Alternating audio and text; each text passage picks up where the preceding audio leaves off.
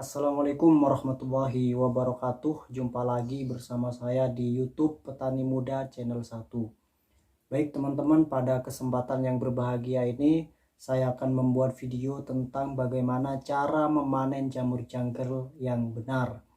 Namun sebelum itu teman-teman, saya ingin menyampaikan terlebih dahulu tentang ciri-ciri jamur jangkar yang siap untuk dipanen. Nah, ini perlu diketahui oleh teman-teman sehingga ketika teman-teman melakukan proses pemanenan, teman-teman tidak salah pilih jamur. Karena ada beberapa jamur yang memang sudah siap untuk dipanen dan ada beberapa jamur yang masih belum siap untuk dipanen, dan itu perlu diketahui oleh teman-teman. Nah, langsung saja teman-teman, ciri-cirinya. Pertama, tampak jamur tumbuh di atas permukaan media jamur janggal jagung, ya itu sudah jelas, tidak perlu saya sampaikan. Kemudian yang kedua, jamur janggal yang tumbuh seperti pentul korek api namun lebih besar. Nah, biasanya kalau saya itu menandainya, biasanya jamur itu kan ada apa ya, ada kayak jarum pentulnya itu, kayak korek api itu, korek api yang dari kayu itu teman-teman. Nah, itu kan ada pentulnya. Nah, teman-teman bisa membedakan di situ. Kalau pentulnya sudah besar, nah itu artinya sudah siap untuk dipanen. Tapi kalau masih kecil, nah itu masih belum, ya. Kemudian yang nomor 3, jamur berwarna putih bersih dan tumbuh seragam, ya. Jamurnya berwarna putih. Kalau sudah warna hitam jangan dipanen, itu dibuang, itu jamur hitam itu.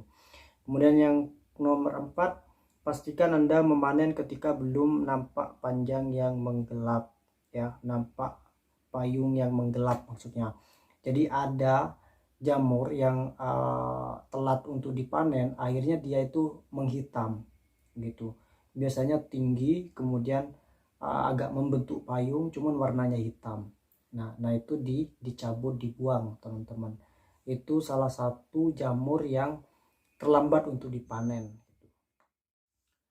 Kemudian tentang bagaimana cara memanen jamur janggal yang benar.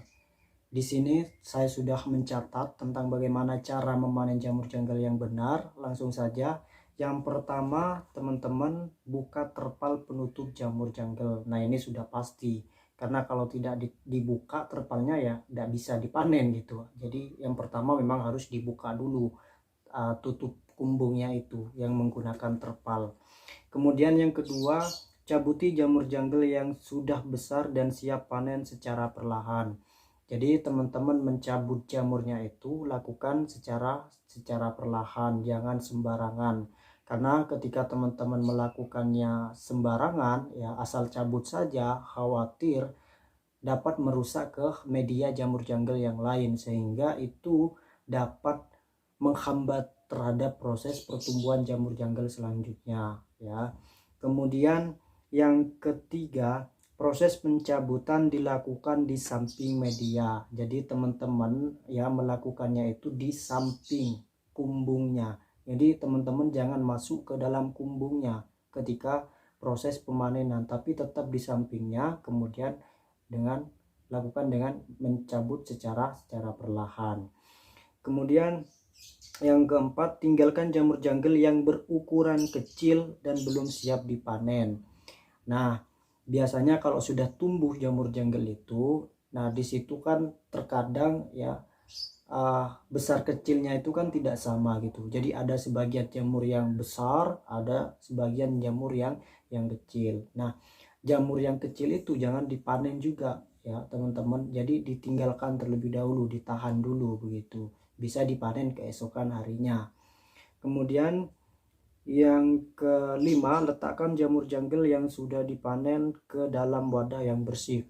Jadi teman-teman sediakan wadah yang bersih ya sebagai tempat dari hasil panen jamur janggalnya teman-teman. Kemudian yang terakhir, tutup kembali media dengan terpal agar bisa dipanen kembali.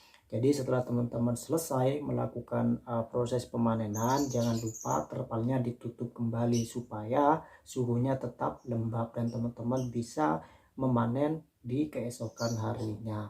Oke, mungkin itu saja yang bisa disampaikan ya teman-teman. Kurang lebihnya mohon maaf. Jangan lupa subscribe ya. Billahi taufiq wal hidayah. Wassalamualaikum warahmatullahi wabarakatuh.